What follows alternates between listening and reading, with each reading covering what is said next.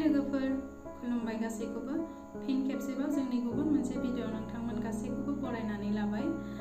जोङो दिनै दोंसे मेथाइ लानानै फैबावबाय। माने आथिखालनि थासारिखौ लानानै आं गावनि जाखिनि थौले मेलेमजों साननानै लारायनोसो सुजुदों आरो देंखोबो होदों आरो बिथाङाबो जोबोद हेफाजाब होदों। स' आसा खालामो नोंथांमोना मोजां मोनगोन आरो जुदिहाय मोजां मोनो खोनासंनानै कमेन्ट सेक्सनाव खिथाहरबानो जाबाय। आङो अडिअ महरै माने मोगथाङाव दिहुननो नाजागोन। स' फोरमायहरबानो जाबाय आरो माबाफोर गेना गोरोन्थि जायोब्ला निमाहा बिनाय थाबाय सिगाङावनो। दे होमबा जों जागायनोसै ना आइजोफोर, खोनासंदो।